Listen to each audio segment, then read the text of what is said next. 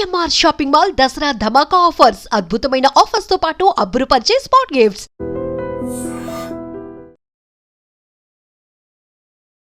సిరిసిల్ల జిల్లా రాచర్ల బొప్పాపూర్ గ్రామంలో జరిగినటువంటి అత్యంత విషాదకరమైనటువంటి ఘటన.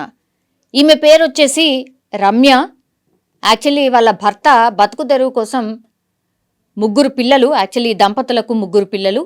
చాలామంది మనకు తెలుసు కదా, సిరిసిల్ల, కరీంనగర్, నిజామాబాద్ ఇట్లాంటి ప్రాంతం నుంచి చాలామంది ఇప్పటికీ కూడా దుబాయ్, మస్కట్ ఇట్లాంటి ప్రాంతాలకే వెళ్తూ ఉంటారు. ఎందుకంటే ఇక్కడ పెద్దగా అంతగా వాళ్ళకి భూమో ఇంకోటో లేకపోతే ఇక బతకడం కష్టం అనుకుంటారు. కాబట్టి వీళ్ళందరూ వలస పోతూ ఉంటారు. దుబాయ్కి వెళ్ళి భార్య తల్లిని వదిలిపెట్టేసి వెళ్తూ ఉంటారు.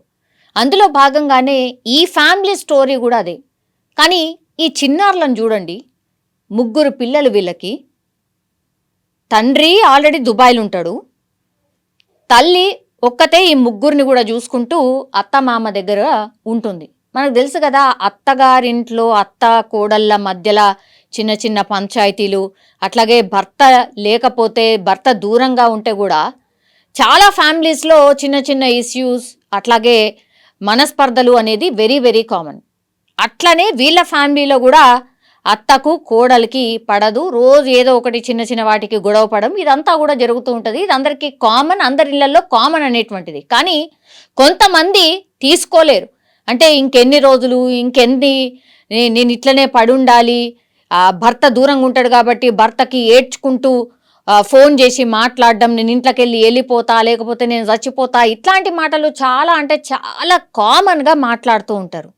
కానీ భర్తకు కూడా విషయం తెలుసు, ఇట్లా వాళ్ళ అమ్మకి అట్లాగే వాళ్ళ భార్యకి పడట్లేదు. కానీ తప్పనిసరి పరిస్థితుల్లో నేనే ఎక్కడనో ఉంటున్నా, మళ్ళీ నువ్వు వేరే ఉండలేవు, నీకు చాలా కష్టమవుతుంది, కాబట్టి కొన్ని రోజులు ఉండు, నేను ఇంకా కొన్ని రోజులల్లా వచ్చేస్తా కదా, నేను ఎందుకు మా అమ్మకి చెప్తా కదా, చెప్తా కదా, ఇట్లాంటి మాటలు పాపం ఎవరైనా సరే దూరం ఉన్న వాళ్ళు చెప్తూ ఉంటారు. ఆ ప్రయత్నం కూడా జరిగే ఉంటుంది.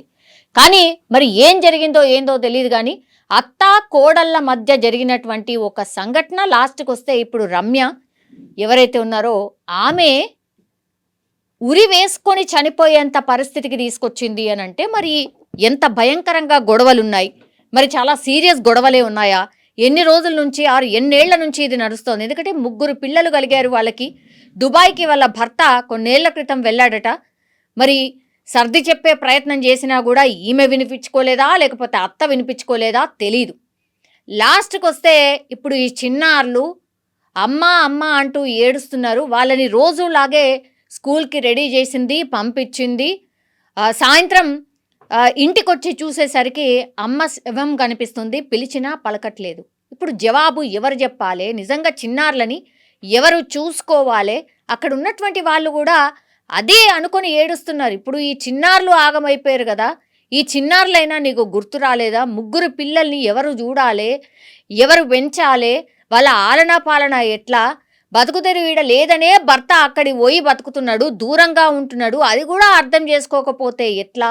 గింత క్షణికావేశంలో చనిపోతే ఎట్లా అని అక్కడ చుట్టుపక్కల వాళ్ళు, వచ్చిన వాళ్ళు అందరూ కూడా రోధిస్తున్నటువంటి పరిస్థితి. ఎందుకంటే ఇది ప్రతి ఇంట్లో ఉండేటువంటిది. అంటే ఎవరైనా సరే ఉమ్మడి కుటుంబాలు ఏవైతే ఉంటాయో చాలా అంటే చాలా కామన్గా ఈ ఇష్యూస్ అన్నీ ఉంటాయి.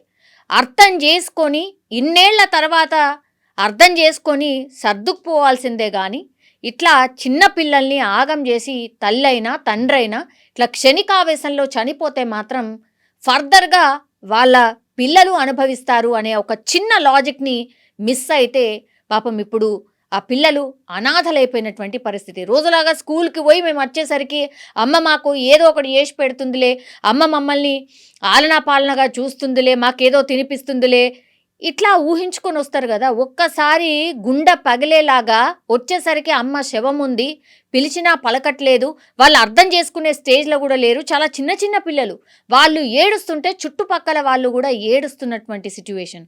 ఇప్పుడు వాళ్ళని చూసేది ఎవరు, వాళ్ళని పట్టించుకునేది ఎవరు, ఇట్లా అనాథలుగా మార్చింది ఎవరు?